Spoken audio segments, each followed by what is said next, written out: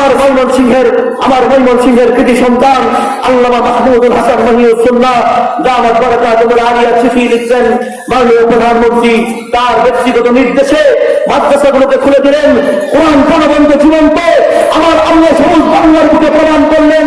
প্রধানমন্ত্রীর নির্দেশে মাদ্রাসা খুলে দেওয়ার পরে বাংলার 52,000 বর্গ মাইল 68,000 গ্রাম 64টি জেলা 300টি থানা বাংলাদেশের প্রত্যন্ত অঞ্চলের টেকনাফ থেকে তেতুলিয়া রূপসা থেকে পাথুরিয়া বাংলাদেশের 20,000 কওমি মাদ্রাসার 25 লক্ষ ছাত্র একসঙ্গে বসে আল্লাহর কোরআন পড়েছে। একটি ছাত্রের 8 মাসে করোনার আলামত পর্যন্ত হয় নাই, ঠিক কিনা বলেন?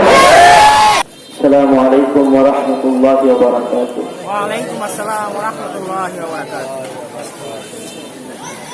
ইন্নাল হামদুলিল্লাহ আম্মা বা'দ ফাআউযু বিল্লাহি মিনাশ শাইতানির রাজীম বিসমিল্লাহির রাহমানির রাহিম ইয়াওমা লা ইয়ানফা'ু মালু ওয়া লা বানুন ইল্লা মান আতাল্লাহা বিকলবিন সালিম ওয়া উযলিফাতিল জান্নাতু লিল মুত্তাকিন ওয়া ক্বালা an-নাবী সাল্লাল্লাহু আলাইহি ওয়াসাল্লাম ইয়া আইয়ুহান নাস تمسكوا بالقرآن فإن فرحه بيد الله أو كما قال عليه الصلاة والسلام صدق الله مولانا العظيم وصدق رسول النبي الكريم ونحن على ذلك من الشاهدين والشاهدين والحمد لله رب العالمين।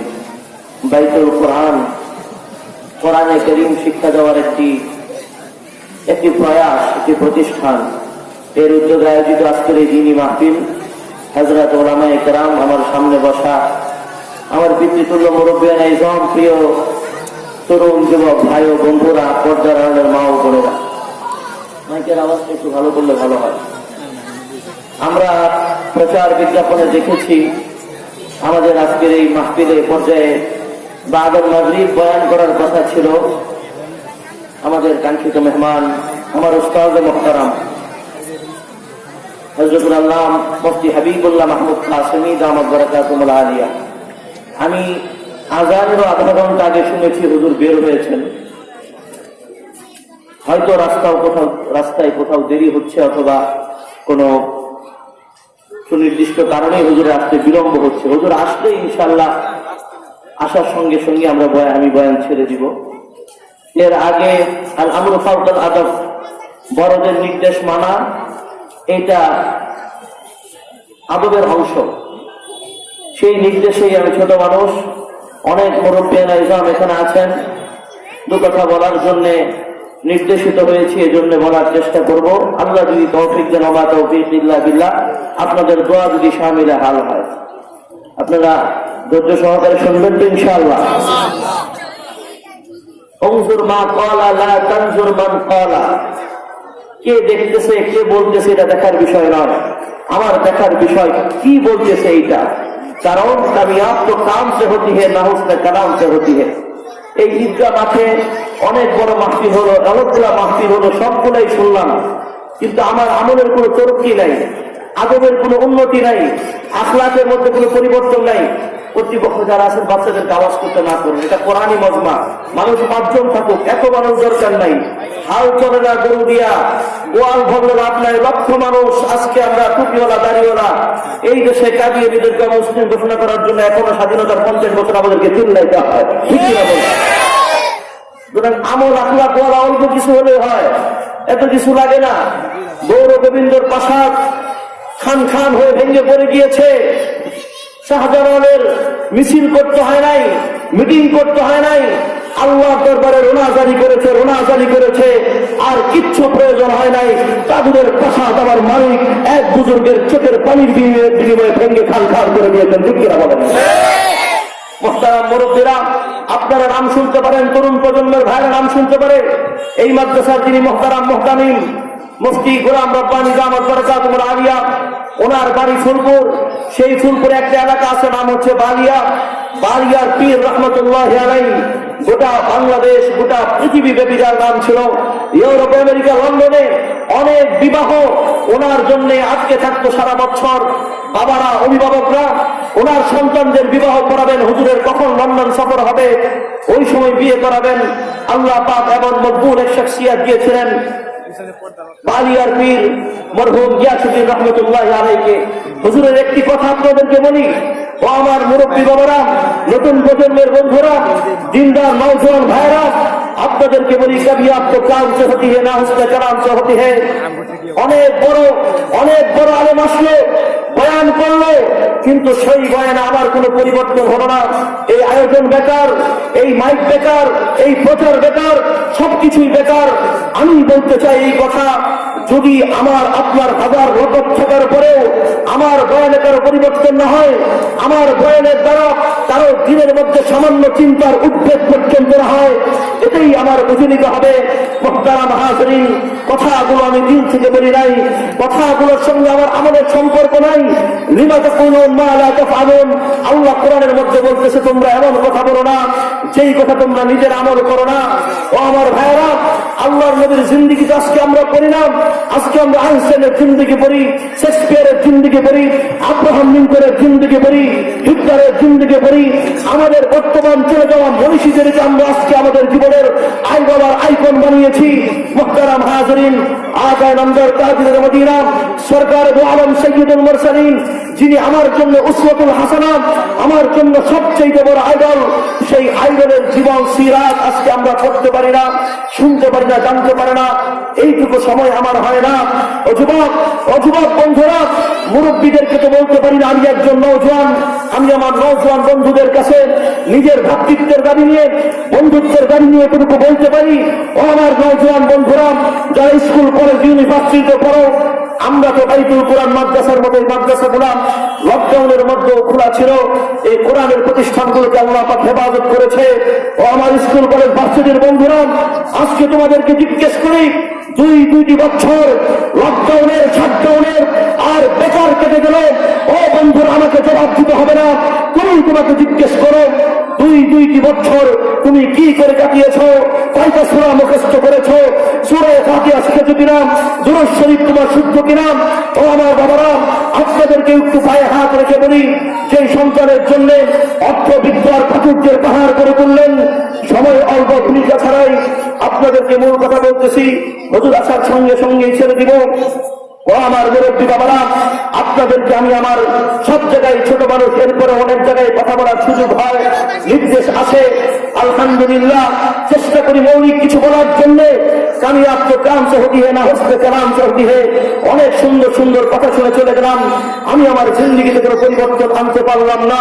ও আমার নওজোয়ান বন্ধুরা, ভ্রাতৃত্বের দাবি নিয়ে তোমার হৃদয়ের কোরআনে তোমার ভাই হিসেবে তোমাদের কাছে ছোট্ট একটি প্রশ্ন করতে চাই।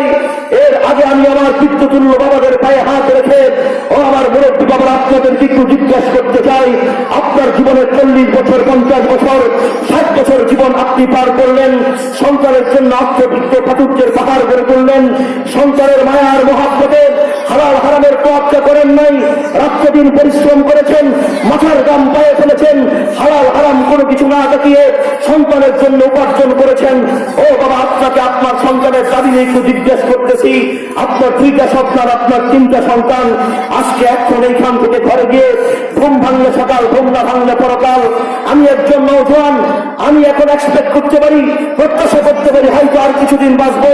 বাবা, আপনাদের যাদের বয়স 50 বছর, 60 বছর, যাদের 50 আপ, 60 আপ, 70 আপ, আপনার যাদের চুলদারি পেতে গিয়েছে, আপনাদের কাছে সন্তানের দাবি নিয়ে, বাবার অধিকার নিয়ে বলতেছি, বাবা আজকে এখন এইখান থেকে ঘরে গিয়ে আপনার 2টা সন্তান থাকলে 2টা সন্তানকে, 3টা ছেলে থাকলে 3টা ছেলেকে, একটা ছেলে থাকলে একটা ছেলেকে ডাক দিয়ে জিজ্ঞেস করবেন, বাবা তোর জন্য আমি সম্পদের পাহাড় করে তুললাম, তুই মেট্রিক পাস করার পরে তোর জন্য কি শখ, ওই মুহূর্তে তোর একটা ভালো মোবাইলের শখ, ল্যাপটপের শখ কিনে দিলাম, তোর আশা, মনের আর্য তামান্না একটা ভালো একটা মোবাইল কিনে দিলাম। ইন্টার পাস করলি, বললি পালসার লাগবে, বাতি লাগবে, জিক্সার লাগবে, কিনে দিলাম। এরপর বিবিএ এমবিএ পাস করার পরে লক্ষ লক্ষ টাকা খরচ করে বিবাহ শাদী করিয়ে তোর জন্য সম্পদের একটি অংশকে লিখে দিলাম। বাবা, আজকে রাত্রেবেলা যদি আমার মৃত্যু হয়ে যায়, ও মুরব্বী বাবা, আপনাদেরকে প্রশ্ন শিখিয়ে দিচ্ছি, দুনিয়ার ধান্দায় আজকে দুনিয়ার ব্যস্ততা আমাদেরকে বাস্তবতা ভুলিয়ে দিয়েছে। বাবা, যে আয়াতে কারীমা তেলাওয়াত করেছি, আল্লাহ বলতেছে ইয়াউমা লা ইয়ানফাউ মালুন ওয়ালা বানুন, এই সন্তান আর সম্পদ তোমার কোনো কাজে আসবে না। তুমি তো এক ধূম্র জলের মধ্যে আছো, তুমি তো এক মায়া জলের মধ্যে আছো, তুমি তো এক মরিচিকার মধ্যে পড়ে গিয়েছো। তুমি ভাবতেছ অনন্ত অসীমকাল বোধহয় তুমি দুনিয়ার জিন্দেগিতে হায়াত দিয়ে এসেছো, তুমি জানো না তোমার মতো দক্ষিণ খানের কত টাকা হলাম, তোমার মতো গুলশান বাড়ি ধরার কত বাড়ি হলাম, আজকে গোরস্থানের মাটিতে মিশে তারা ছাই হয়ে গিয়েছে, মাটি হয়ে গিয়েছে। তোমাকে একদিন মাটি হতে হবে। নিজের লক্ষ্যকে প্রশ্ন করেন বাবা, মুরব্বী হিসেবে নয়, আমার দাবি নিয়ে আপনাদেরকে বলছি, আজকে এখন এইখান থেকে গিয়ে সন্তানকে ডাক দিয়ে জিজ্ঞেস করবেন, বাবা তোর জন্য এত কিছু করলাম, আজকে রাতে যদি আমার মৃত্যু হয়ে যায়, কালকে সকালে আমার জানাজা, বাবা আমার জানাজায় তুই তো ইমামতি করতে পারবি না, কারণ তোকে তো বাইতুল কোরআন মাদ্রাসায় পড়িয়ে। ও আমার নওজোয়ান বন্ধুরা, তোমাদেরকে জিজ্ঞেস করি, তোমাদের এলাকায় মুরব্বীরা মারা যায়, মুরব্বীরা মারা যাওয়ার পরে দেখবা এক বাবার 3 সন্তান, 4 সন্তান, 2 সন্তান, 1 সন্তান। সেই কপাল পোড়া সন্তানটা, যেই সন্তানটাকে বাবা 7 বছর, 8 বছর, 10 বছর বয়স পর্যন্ত স্বয়ং বাবা নিজে গোসল দিতে দেরি সময় পেত, বাবা তার পরিজাত টুকরা সন্তানকে ভিজা শরীরটা গায়ের মধ্যে জড়িয়ে ধরতে 2 গাল চুমুতে চুমুতে ভরিয়ে দিত।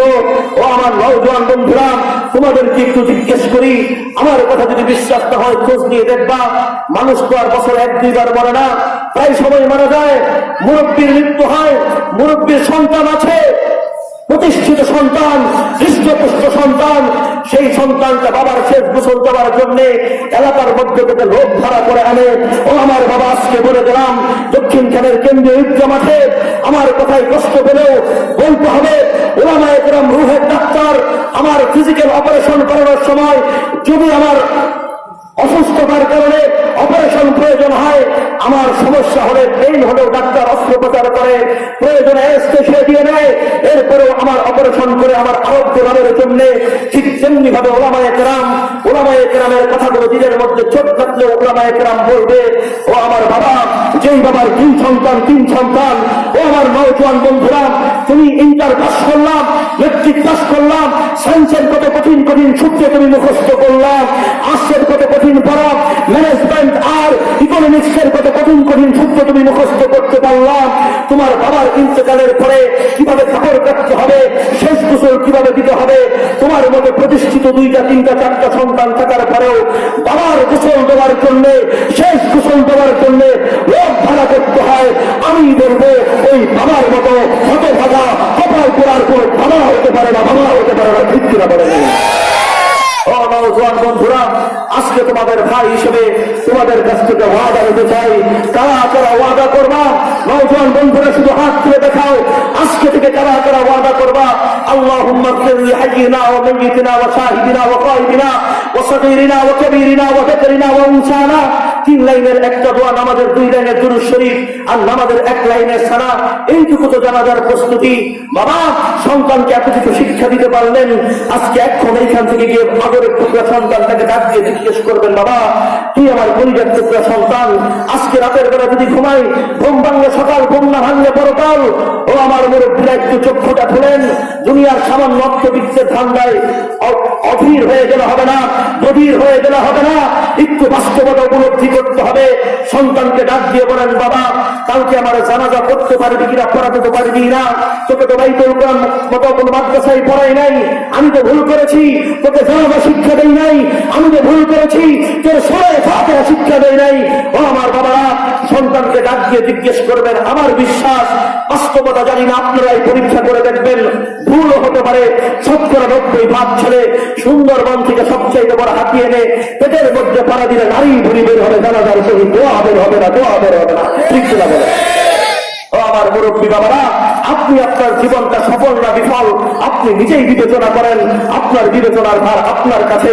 এই জন্য আপনাদেরকে বলবো, আপনার নওজোয়ানকে নসিহত করে যান, আপনার নওজোয়ানকে প্রস্তুত করে যান, আপনার নওজোয়ানদেরকে প্রশিক্ষণ দিয়ে যান। আমার জানাজা সন্তান পড়াবে, এটাই তো ইসলামের পরিবার ব্যবস্থার অনবদ্য একটি বিধান। মুহতারাম ভাইরা, জানাজা করার জন্য অমুক তমুক আসবে, বাবার মৃত্যুর পরে লোক ভাড়া করে গোসল দেওয়াতে হবে। ও আমার নওজোয়ান বন্ধুরা, আজকে মুরব্বীদের সামনে, ওলামায়ে কেরামের সামনে ওয়াদা করো, তোমার বাবা তোমার ভাইয়ের জানাজা এবং শেষ গোসল তারা করা দেওয়ার জন্য আজকে থেকে প্রস্তুতি নিবে। হাত তুলে দেখাও, আল্লাহ তুমি হাত তুলে কবুল করো, আমিন। মুহতারাম ভাইরা, যে আয়াতে কারীমা তেলাওয়াত করেছি, ইয়াউমা লা ইয়ানফাউ মালুন ওয়ালা বানুন। আল্লাহ বলতেছেন এই কথা যে তোমাদের মাল সম্পদ তোমার কোনো কাজে আসবে না। মানুষ মাত্রই by nature man is selfish, মানুষ মাত্রই স্বার্থপরায়ণ, মানুষ স্বার্থের পাগল, মানুষ সব সময় চায় কিছু লোভনীয় অফার। এই জন্য আল্লাহ পাক পরবর্তী আয়াতে বলতেছে, ইল্লা মান আতাল্লাহা বিকলবিন সালিম ওয়া উযলিফাতিল জান্নাতু লিল মুত্তাকিন। শুদ্ধ আত্মা নিয়ে আল্লাহর দরবারে যেদিন বান্দা হাজির হবে, মুহতারাম হাজিরিন, আল্লাহ বলতেছে তার সামনে আমি জান্নাতের দস্তরখান বিছিয়ে দিব। ওয়া উযলিফাতিল জান্নাতু লিল মুত্তাকিন। ও আমার মুরব্বি বাবারা, আমি জানি না হুজুর জোরে আসছেন কিনা, একটি হাদিস আপনাদের সামনে তেলাওয়াত করেছি। সেই হাদিসের আলোকে আরেকটু সামান্য আলোচনা করতে চাই। আল্লাহর পেয়ারা হাবিব আহাদিসে মুবারাকার মধ্যে, অসংখ্য হাদিসের মধ্যে কোরআনে কারীমের ফজিলত তুলে ধরেছে। ও আমার মুরব্বি বাবারা, কোরআন তো সেই জিনিস যে মুসলমান কোরআন পড়তে পারে না, তার মুসলমানিত্বের ব্যাপারে দাবি করার হক, সে এই ব্যাপারে হক রাখতে পারে না, তার মুসলমানিত্ব প্রশ্নবিদ্ধ মুসলমানিত্ব। ও আমার বাবারা, আপনাদেরকে আবার প্রশ্ন করতে চাই, ও আমার নওজোয়ান বন্ধুরা, একটু কান খুলে শোনো।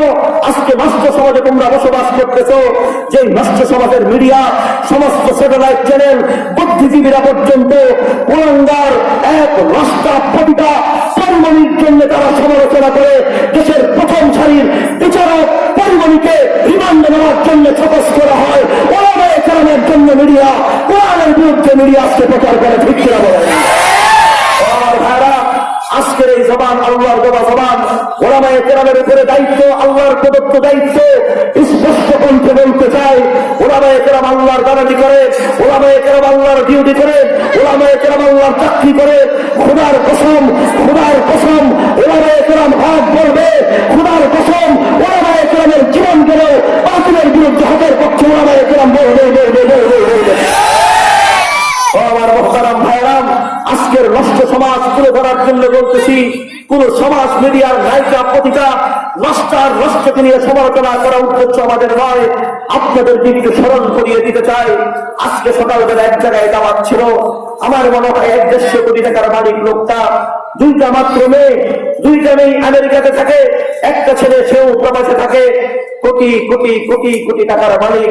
আমাদের সঙ্গে সম্পর্ক বসুন্ধরাতে 2.5 কোটি টাকা দিয়ে ফ্ল্যাট কিনছে, সকালবেলা দাওয়াত খাওয়াইছে, গেছিলাম। মুহতারাম হাজিরিন, আমি তাকে বললাম, কোটি কোটি টাকা কামাইছেন, জানাজার বুঝটাও কিছু করেন। সেই প্রেক্ষিতে আজকে মুরব্বীদেরকে বলি, বাবা, ও আমার মুরব্বী বাবারা, আপনি সন্তানকে এত কিছু শিখাইতে পারলেন, সন্তানকে 2,000 টাকা 3,000 টাকা টিউটর রেখে ম্যানেজমেন্টিং পড়াইতে পারলেন, ফিজিক্স পড়াইতে পারলেন, কেমিস্ট্রি পড়াইতে পারলেন, 300 টাকার সস্তা মৌলবি পান নাই, এই জন্য আল্লাহর কোরআন শিক্ষা দেন নাই। আপনার মতো অপরাধী বাবা আর জমিনের বুকে একটাও নাই। আমার মুরব্বী বাবারা, আপনাদের কাছে অনুরোধ করি, লকডাউন দেখলেন, শাটডাউন দেখলেন, নতুন নামে আবার ওমিক্রন আসতেছে। আল্লাহর কসম করে বলি, লকডাউন শাটডাউন যদি ফিরাইতে হয়, খোদার দরবারে হেডডাউন করা দরকার। কোনো কিছুই টিকবে না, এই অমিক্রন নো টেনশন, কোনো কিছুই টিকবে না। বাইবেল কোরআনে আছে, আজকে কোরআনের জ্বলন্ত নমুনার একটি প্রমাণ দেই। আজকে অনেকেই কোরআনের বিরুদ্ধে সমালোচনা করে, মাদ্রাসার বিরুদ্ধে বিষোদ্গার করে। ইন্না নাহনু নাযালনা যিকরা ওয়া ইন্না লাহু লাহাফিজুন। পরিষ্কার বলছি, আল্লাহর কোরআনের আয়াত, আল্লাহ বলেছেন আল্লাহ পাক কোরআনকে হেফাজত করবে। মুফাসসিরিনে কেরাম বলেন, শুধু কোরআনকে নয়, কোরআন ওয়ালাকে আল্লাহ হেফাজত করবে, কোরআনের প্রতিষ্ঠানকে আল্লাহ হেফাজত করবে। কোরআন চির প্রাণবন্ত, কোরআন চির উন্নত, কোরআন সেই গারে সোর থেকে, হেরা গুহা থেকে ইকরা বিসমি রাব্বিকাল্লাযী খালাক যেদিন শুরু হয়েছে, পশ্চিম আকাশে সূর্যোদয় পর্যন্ত কোরআন উন্নত ছিল, উন্নত থাকবে। আল্লাহু মুতিম্মু নূরিহি ওয়ালাউ কারিহাল কাফিরুন। কোরআন যারা নিভাইতে যাবে তাই নিভে যাবে, কোরআন ছিল, কোরআন থাকবে। ঠিক কিনা বলেন? আল্লাহ পাক এই বাংলার জমিনে দিয়েছে, চোখে আঙুল দিয়ে দেখিয়ে দেই। প্যান্ডামিক সিচুয়েশনের দুইটি ধাপ আমরা পার করেছি, দুইটি ধাপ আমরা পার করলাম। প্রথম ধাপে করোনার ভয়াবহতা, এক জগৎ শিরোত্তল পাথরের মতো আমাদের উপরে চেপে বসেছিল। সরকার সারা পৃথিবী শুধু বাংলাদেশের সরকার নয়, সারা পৃথিবী নির্বাক, পৃথিবীর সবচেয়ে উন্নত ঔষধ তৈরিকারী দেশ সুইজারল্যান্ড আকাশের দিকে তাকিয়ে আছে। লন্ডন, আমেরিকা, কোরিয়া, রাশিয়া, চীন, পৃথিবীর সমস্ত রাষ্ট্রগুলো নির্বাক আর অবাক হয়ে আল্লাহর কুদরত এক অদৃশ্য ভাইরাসের সামনে তারা অসহায় হয়ে গিয়েছিল। মুহতারাম হাজিরিন, সারা দুনিয়া আলোচনা করার দরকার নাই, আমি আদার ব্যাপারে জাহাজের খবর নেওয়ার দরকার নাই, আমি দক্ষিণখান ঢাকার বাংলাদেশের কথা বলি। আমার আল্লাহ কোরআন যে প্রাণবন্ত, কোরআন যে এখনো জীবন্ত, কোরআনের মওজুদ এখনো প্রমাণিত। আল্লাহ প্রমাণ করলেন বাংলাদেশের মানুষ কেউ বুঝেছে কেউ বুঝে নাই, কেউ দেখেছে কেউ দেখে নাই। জোর করে তো আর কাউকে দেখানো যাবে না। অন্ধ লোককে পথ বলে দেওয়া যায়, জাগ্রত লোককে জাগ্রত করা যায় না, ঠিক কিনা বলেন? যারা বধির তোমরা বধির থাকো, ওলামায়ে কেরামের দায়িত্ব দাওয়াত দেওয়া, ওলামায়ে কেরামের আর কোনো জিম্মাদারি নাই। যারা মানবে তো মানবে, তারা আল্লাহর হুকুম পালন করবে, আল্লাহ তাদেরকে যাজা দিবে। ওলামায়ে কেরামের দায়িত্ব শুধু বলে দেওয়া। মেহেরবানি করে ওলামায়ে কেরামের বিরুদ্ধে বিষোদ্গার করবেন না, ওলামায়ে কেরামদের বিরুদ্ধে নেগেটিভ অ্যাটিটিউড ডেভেলপ করার চেষ্টা করবেন না। ওলামায়ে কেরাম আল্লাহর নবীর রূহানি জিম্মাদারি নিয়ে বসেছে। এই মিম্বর কাঠের কোনো মিম্বর নয়, এই মিম্বর তো সেই মিম্বর যেই মিম্বর বসে আল্লাহর নবী তার চাচার হত্যাকারী হযরত ওয়াহশী রাদিয়াল্লাহু তাআলা আনহুর হত্যাকারী, যে আল্লাহর নবীকে হত্যা করার পরে সে আর তার বিবি মিলে আল্লাহর নবীর কলিজার পুত্র চাচার কলিজাটা বের করে চিনিয়েছিল। এত নির্মম আর নৃশংস ভাবে হযরতে হানজালাকে যেই ওয়াহশী হত্যা করেছিল, আল্লাহর নবী সেই ওয়াহশীকে দেখতে পরে বলতো, ওয়াহশী ওই হাকাদাই ফান্নি ওয়াজহাক, ওয়াহশী তুমি আমার সামনে বসো না, তোমাকে দেখলেই আমার সেই চাচার নির্মম আর নৃশংস ভাবে হত্যার দৃশ্য আমার চোখের সামনে ভাসতে থাকে। ও আমার মুরব্বীরা, ও আমার এলাকাবাসীরা, মাইকের আওয়াজ যতদূর পৌঁছতেছে, ও আমার মা বোনেরা, আপনাদেরকেও বলি আজকে এই কথা, আপনার ঘরের মধ্যে আজকে শান্তি নাই, অশান্তির আগুন জ্বলতেছে। আজকে আমাদের রিপোর্ট নয়, কালের কণ্ঠ কথা বলো, দেশের প্রথম সারির রিপোর্ট, 80% পুরুষ ঘরের মধ্যে নির্যাতিত, ঠিক কিনা বলেন? মহিলারা মেয়েরা তাদের কথা শুনে না, 80% পুরুষ ঘরের মধ্যে নির্যাতিত, লক্ষ লক্ষ টাকা বেতন পায়, এরপরেও স্ত্রী কন্যার চাহিদা তারা মিটাইতে পারে না। এইটা দিলে ওইটা, গুলশানে বাড়ি আছে ভাড়া নিতে লাগবে, ফ্ল্যাট আছে, এখন আমাদেরকে পথ কিনতে হবে। একটা গাড়ি আছে এক্সিও হবে না, এলিয়ন লাগবে, এলিয়ন হবে না, প্রিমিয়ার লাগবে, প্রিমিয়ার কিনলে বলে হ্যারিয়ার লাগবে, হ্যারিয়ার কিনলে বলে ল্যান্ড ক্রুজার লাগবে। আর কত দিবেন? এতে শকর আদায় করবে না। শান্তি কোথায়? শান্তির কথা ওলামায়ে কেরাম বলে। এই জন্যই অশান্তি দূর করার জন্য কখনো কখনো ওলামায়ে কেরামের আওয়াজ বড় হয়। এই আওয়াজ বড় হওয়াকে আপনাদের বিরুদ্ধে কোনো বিরুদ্ধাচারিত আচরণ মনে করবেন না, বরং হৃদয় নিংড়ানো ভালোবাসা নিয়ে এই কথাগুলো আপনাদেরকে বলি। আল্লাহর নবীর বয়ানের চিত্র ছিল দুই রকম, এই জন্য ওলামায়ে কেরামের বয়ানের চিত্র দুই রকম। আল্লাহর নবী কখনো বয়ান করতেন, হৃদয় বিগলিত হতো, চক্ষু অশ্রু প্রবাহিত হতো, আর কখনো কখনো আল্লাহর নবী বয়ান করতেন। আমি এক ছোট মানুষ, ছোট থেকেই বয়ানের ব্যাপারে পারদর্শী ছিলাম। 2009 সালে ইনস্টিটিউটে তৎকালীন তথ্যমন্ত্রী আমাকে জাতীয় পুরস্কার দিয়েছিল। তখন থেকেই ছোট ছোট করে কথা বলতে পারি। দাওরে হাদিস পারে ঘর করে জামিয়া মাদানিয়া থেকে ওস্তাদ মুহতারাম আল্লাহ পাক হুজুরকে শরীফে রহমত করুক, দুনিয়া থেকে নিয়ে গিয়েছে আল্লামা নূর হোসেন কাসেমী নওয়ারাল্লাহু মারকাদা। হুজুর বললেন, জবান যেহেতু আল্লাহ পাক একটু দিয়েছেন, খেদমত করতে থাকো, যেখানেই যাও একটা কথা বলে দিলেন, হাদিয়া কখনো দেখবে না। আমি আজকে আমার উস্তাদের সেই কথাটাকে সামনে রেখে বলতে চাই, মুরব্বীরা সচেতন থাকবেন, দিনদার ভাইরা সচেতন থাকবেন। কতিপয় ডাকাত বক্তা, চুক্তিবাজ বক্তা 50,000 আর 1 লাখ টাকা, 60,000 টাকা চুক্তি করে মাইক দিয়ে ক্যামেরা নিয়ে বয়ান করতে আসে ইউটিউবার আর সাবস্ক্রাইবার বাড়ানোর জন্য। আল্লাহর কসম, চুক্তিবাজ বক্তা হেলিকপ্টার নিয়ে আসছে, তার বয়ানে মানুষ হতে পারে, হেদায়েত হতে পারে না, হেদায়েত হতে পারে না। যেই কথা বলতেছিলাম, শাইখে বারিয়ার কথাটা ছুটে গিয়েছে। শাইখে বারিয়া রহমতুল্লাহি আলাইহি বলতেন, মাহফিল এক কান দিয়ে শুনে আরেক কান দিয়ে বের করে দিবেন না, মেহেরবানি করে কথাগুলো দিনে সংরক্ষণ করবেন। রাতের বেলা ঘুমাতে গেলে কথাগুলো ভাববেন, কালকে সকালবেলা যখন 2-5 জন বসবেন, মুদাকারা করবেন। আমি তো কোরআন শিখি নাই, আমার সন্তানকে কোরআন পড়াই নাই, ঘরে অশান্তির আগুন। বারিয়ার পীর রহমতুল্লাহি আলাইহি বলতেন, ঘরের অশান্তির আগুন আর জাহান্নামের অশান্তির আগুন যদি নিভাইতে চাও, তাহলে দুনিয়ার ফায়ার সার্ভিস দিয়ে আগুন নিভবে না। যদি জাহান্নামের আগুন, ঘরের অশান্তির আগুন নিভাইতে চাও, তাহলে সেই মদিনার ব্যবস্থা দেখো। সাহাবীও কান্দে, সাহাবীর স্ত্রীও কান্দে, ফজরের নামাজের পরে ভোট দিয়ে চলে যায়। আল্লাহর নবী ডাক দিলে, কি ব্যাপার, তোমার ঘরে তো কি তাড়াহুড়া, ভোট দিয়ে ঘরের মধ্যে কেন চলে যাও? আল্লাহর নবীর সামনে বলতে সাহাবী কাঁদতেছে, বললেন, ইয়া রাসূলুল্লাহ, আমি যদি আপনাকে বলি আমি কেন কাঁদতেছি, আপনাকে বললে আপনিও কাঁদতে থাকবেন। মুহতারাম ভাইরা, আল্লাহর নবী বললেন, বলো কেন কাঁদতেছো? বলতেছি, ইয়া রাসূলুল্লাহ, আমার বিবির একটাই মাত্র ভালো কাপড়, যেটা পরে সকল দিকে সুন্দর করে নামাজ পড়া যায়, সুন্দর করে নামাজ পড়া যায়। এই কাপড়টা নিয়ে দৌড় দিয়ে আমি যখন ঘরে যাই, তখন আমার বিবি সূর্য ডোবার আগেই নামাজ আদায় করে। এই জন্য ইয়া রাসূলুল্লাহ দৌড় দিয়ে চলে যায়। সেই ঘরের মধ্যে কি শান্তি! আমার ঘরে আজকে এত উন্নত ইনস্ট্রুমেন্ট, আমার ঘরের মধ্যে আজকে এয়ার কুলার থেকে শুরু করে, ওভেন থেকে শুরু করে, বিলাসিতার সমস্ত ইনস্ট্রুমেন্ট, সমস্ত যন্ত্রাংশ মজুদ। এরপরেও আমি ঘরে গেলে পরে আমার ঘরের দরজা খুলে যায় ঘরের চাকরানি, ঘরের বুয়া, ঘরের মহিলা। ওলামায়ে কেরামের চেহারার মধ্যে এত শান্তি কেন আছে? 8,000 টাকা বেতন, 7,000 টাকা বেতন, পর করে মার দিয়ে জমা করে। ওলামায়ে কেরাম 40 বছর হওয়ার আগেই হজ করে ফেলে কয়েকবার, 50 বছর হওয়ার আগেই উমরা করে ফেলে বারবার। আপনি সরকারি চাকরি করে 1 লাখ টাকা বেতন পেয়ে আপনি রিটায়ার হওয়ার আশায় থাকেন, মেয়ে বিয়ে দেওয়ার আশা থাকেন, দামি জমিটা বিক্রি করার আশায় থাকেন, এরপরে হজ করবেন। ওলামায়ে কেরাম জমিও রাখে, নিজেও চলে, 5,000 টাকা বাড়িতে পাঠায়, 2,000 টাকা দিয়ে চলে, 7,000 টাকায় তার রাজকীয় জীবন। আপনার বেতন 1 লাখ টাকা, মাস শেষে চলার জন্য আরো 20,000 টাকা টান দিতে হয়, ঠিক কিনা বলেন? দুনিয়ার বাস্তবতা বলতেছি। আজকের মিডিয়া আমাদেরকে সহজ করে দিয়েছে। এই মিডিয়ার রিপোর্ট হুজুরদের কোনো মিডিয়া নয়।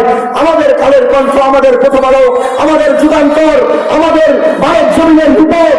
শতকরা 80% পুরুষ আজকে ঘরের মধ্যে নির্যাতিত। আরেকটি ভয়ঙ্কর রিপোর্ট আপনাদেরকে বলি, এটা বের হয়েছে সত্য কিছুদিন আগে, আর আরো 1-1.5 বছর আগে রিপোর্ট বের হয়েছে। বাংলাদেশের বিভাগীয় শহরগুলোর মধ্যে, ঢাকার মধ্যে প্রতি 38 মিনিটে একটি করে তালাক হচ্ছে, প্রতি 38 মিনিটে একটি করে তালাক হচ্ছে। আজকে অশান্তি আগুন। আমার ঘরের মধ্যে আমার বিবি কথা শুনে না, আমার সন্তান কথা শুনে না। কত হাজারো ঘরের মধ্যে বাবা সন্তানদের দ্বারা শুধুই লাঞ্ছিত নয়, নির্যাতিত। আমরা জানি আমাদের সঙ্গে চোখের পানি ফেলে ফেলে বাবারা এসে পড়ে ঘরের মধ্যে অসহায়, মেয়ে কথা শুনে না, সন্তান কথা শুনে না। আমি বাবা হয়ে তাদের কাছে সারা জীবন তাদের যোগান দেওয়ার পর 1 পয়সা তাদের কাছে মূল্য পাই না। সেই সাহাবী আল্লাহর সামনে কান্দে, ঘরের মধ্যে গেছে, তাদের আধার স্বামী আর স্ত্রী 1 কাপড় দিয়ে মুড়ি দিয়ে বসে আছে, আর বলতেছে, প্রিয়তম স্বামী, আমরা তো আল্লাহর কাছে 2টা জান্নাত পাবো। একটা জান্নাত তো হলো আল্লাহর কাছে স্বাভাবিকভাবে আমরা পাবো, আমল করার জন্য 2টা জান্নাতের আশা করতেছে, স্বপ্ন দেখতেছে। তারা স্বপ্ন দেখত জান্নাতের, আমরা স্বপ্ন দেখি বাড়ি গাড়ির। মুহতারাম হাজিরিন, সেই বিবি বলতেছে সেই সাহাবীকে যে আমরা তো 2টা জান্নাত পাবো, একটি জান্নাত হচ্ছে আমরা যে আল্লাহর হুকুম আহকাম মানলাম এই জন্য, আরেকটি জান্নাত হচ্ছে এই অল্প কাপড়ে সামান্য একটু সংসারে, যেই সংসারে 1 বেলা খাইলে আরেক বেলা খাওয়ার সুযোগ নাই, শকর আদায় করে রাত কাটায়, সেই সংসারে আমরা হাসি খুশি আসি। এই জন্য আমরা আল্লাহর দরবারে আরেকটা জান্নাত পাবো, বলেন সুবহানাল্লাহ। মুহতারাম হাজিরিন, আজকে একটু নিজেকে চিন্তা করে দেখেন, আমার ঘরে আমার মায়ের, আমার বোনের, আমার স্ত্রী, আমার কন্যার এক একটা ড্রেসিং টেবিল ছোট্ট কসমেটিকের দোকানে পরিণত হয়েছে, কসমেটিকের দোকানে পরিণত হয়েছে। কত উন্নত ডিজাইনের কাপড়, প্রতি বছরের লেটেস্ট ডিজাইনের কাপড়টা কিনে দিয়েও আজকে আমরা ঘরের মা বোনদের মন রক্ষা করতে পারতেছি না, ঠিক কিনা বলেন? আমার মুরব্বি বাবারা, বারিয়ার পীর রহমাতুল্লাহ আলাইহির এই কথাটা একটু মনে করে দেখেন। মঞ্চ কাঁপানো তত্ত্ব বয়ান, বছরে 1 বার মাহফিল, অনেক মানুষ, অনেক বক্তা, প্রাঞ্জল ভাষা, মধুর কণ্ঠ। সমাজ পরিবর্তন হবে না, সমাজ পরিবর্তন হবে কোন কি কাজ করলে? সেই হাদিস আপনাদের সামনে তেলাওয়াত করেছি। মুহতারাম ভাইয়েরা, 1 কান দিয়ে শুনে আরেক কান দিয়ে বের করে দিলাম। এর দ্বারা সমাজ পরিবর্তন হবে না। ওই যে প্রথম কথা, কামিয়াব তো কাম সে হতি হে, না হসনে কালাম সে হতি হে। ও আমার জিন্দার বন্ধুরা, ও আমার নওজোয়ান বন্ধুরা, আজকে তোমাদের কাছে বলতে চাই, আল্লামা নূর হোসেন কাসেমীর সেই মিশনটা নূর হোসেন কাসেমী ফারেক হওয়ার পরে বলল, যতটুকু সবার আছে মাহফিল করে যাও, মানুষের সামনে ইখলাসের সঙ্গে কথা বলার জন্য চেষ্টা করবা। আজকে আমি নওজওয়ানদেরকে বলতে চাই, সমাজের মধ্যে যদি কেউ দিন প্রচারের নামে নিজের পকেট ভারী করার চেষ্টা করে, তাদের মুখ উন্মোচন করতে তোমরা দ্বিধাবোধ করবে না, ঠিক না?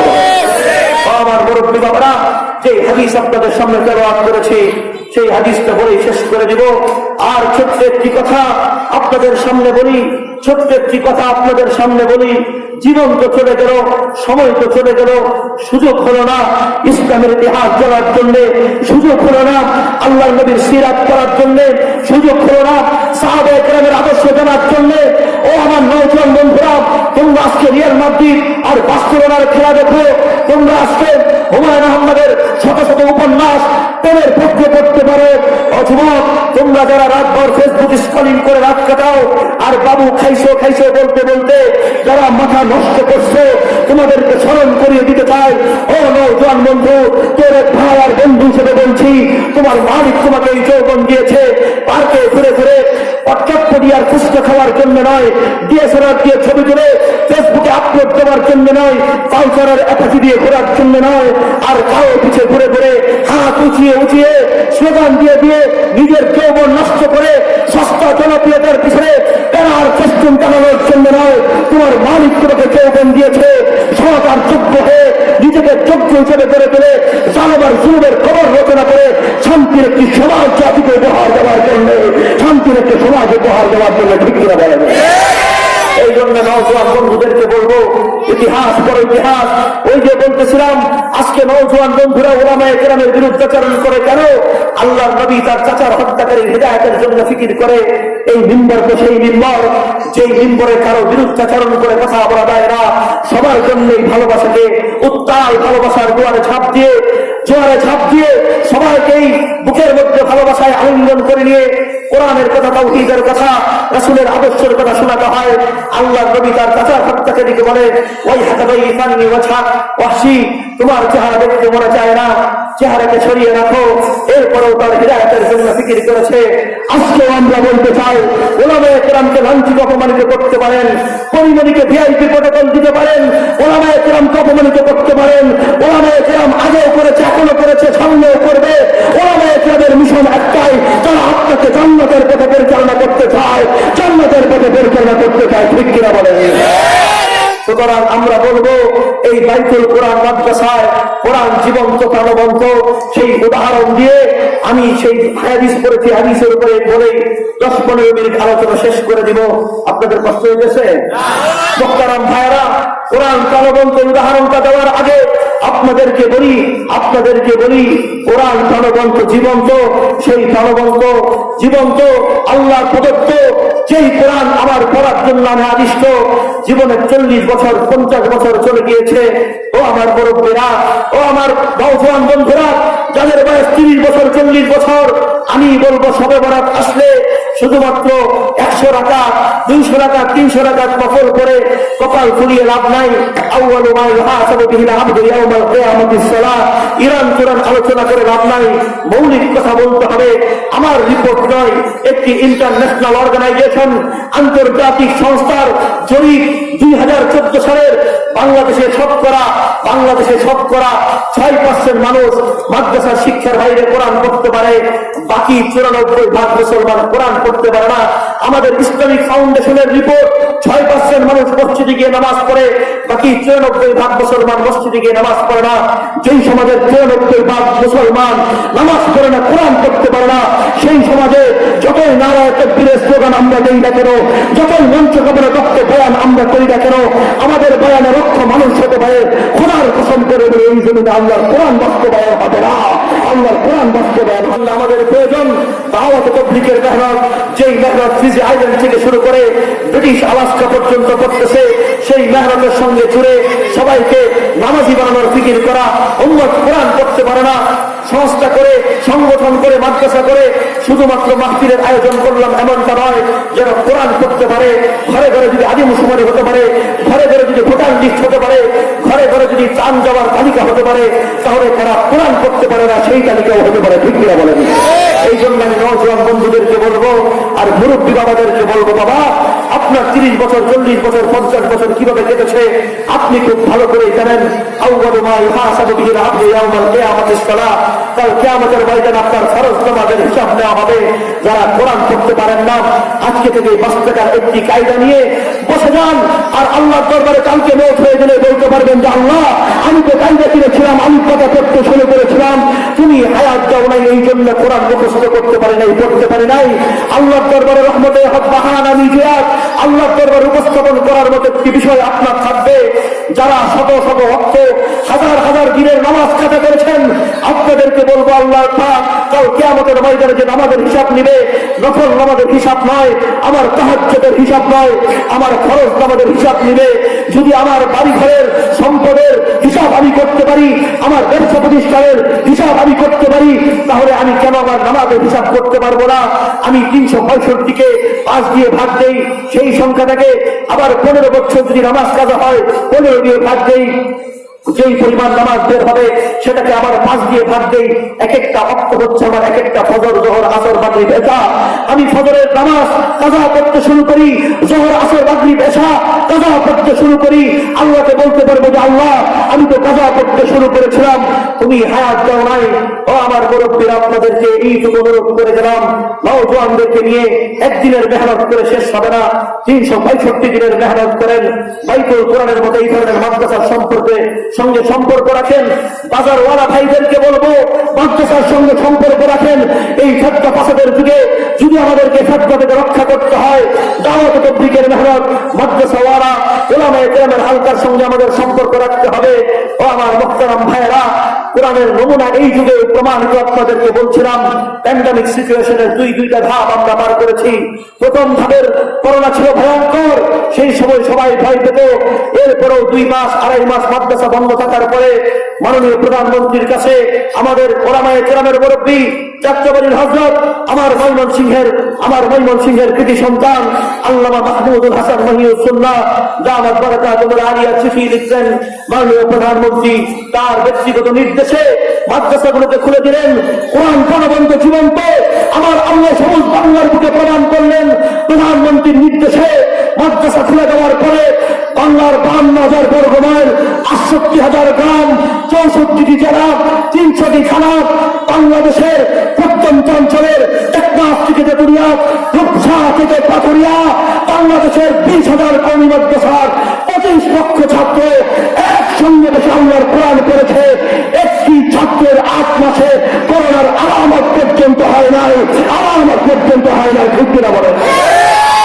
আমার আল্লাহ কিভাবে প্রমাণ করবেন কোরআন প্রাণবন্ত, কোরআন জীবন্ত?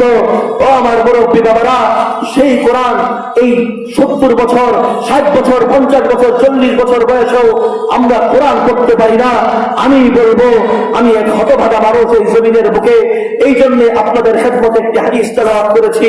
আল্লাহর নবী প্যারা হাবিব, আল্লাহর প্যারা হাবিব ডাক দিয়ে বলতেছে, ইয়া আইয়ুহান নাস, আল্লাহর নবী ইয়া আইয়ুহাল মুবাল্লিগিন, মুসলিমিন, মুফাসসিরিন, মুআল্লিমিন, মুতাআল্লিমিন বলে ডাক দেয় নাই। আল্লাহর নবী ডাক দিয়ে বলতেছে, ইয়া আইয়ুহান নাস তামাসসাকু বিল কোরআন। ও আমার নওজোয়ান বন্ধুরা, একটু ভাগ দিয়ে বলে ফেলেছিলাম, আরেক মিনিট বলি। তোমরা জানলে প্রত্যেকে ইসলামের ইতিহাস, তোমরা তো রিয়াল মাদ্রিদ আর বার্সেলোনার খেলা থেকে রাত পার করো, তোমরা যেটাকে আজকে জোয়ার আসর দেখো, তোমরা তো জানো না বন্ধু, এই রিয়াল মাদ্রিদ আর বার্সেলোনাতে স্পেনের বুকে ইমামে কুরতুবী হাদিস পড়াতেন। ইমামে কুরতুবী যখন হাদিসের কিতাব নিয়ে বসতেন, 40,000 হাদিসের ছাত্র তার বরসের মধ্যে বসে যেত হাদিস পড়ার জন্য।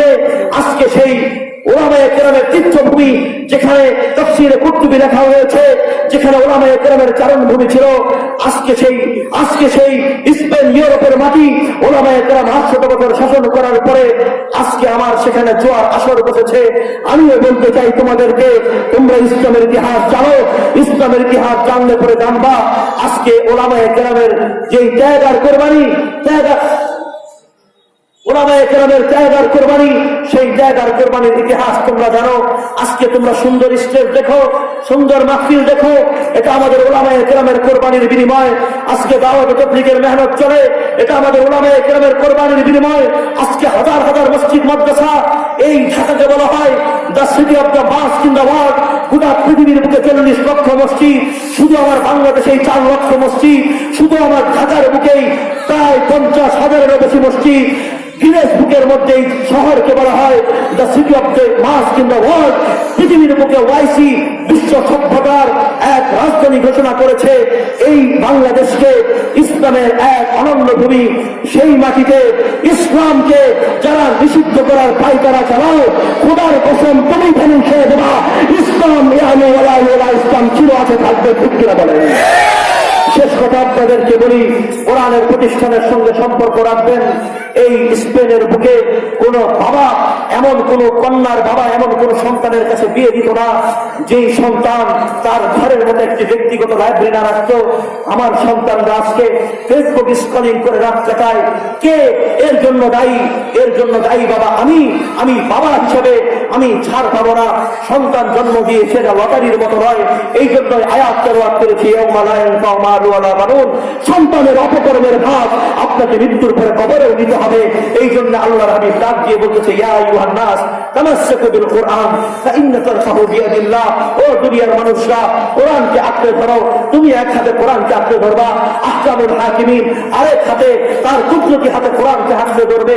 তোমার হাত আর মালিকের হাত যখন একত্রিত হবে, পৃথিবীর কোন শক্তি তখন তোমার আর মোকাবেলা করে পারবে না। কোরআনওয়ালা পৃথিবীর বুকে বিজয়ী ছিল আছে, থাকবে, ঠিক কিনা বলেন? কোরআনের মেহনতের জন্য সবাই তৈরি থাকবে ইনশাআল্লাহ। নওজোয়ান বন্ধুরা নারে তাকবীর বলে হাত তুলে দেখো, নারে তাকবীর।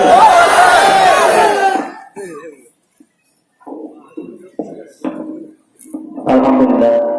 অত্যন্ত গুরুত্বপূর্ণ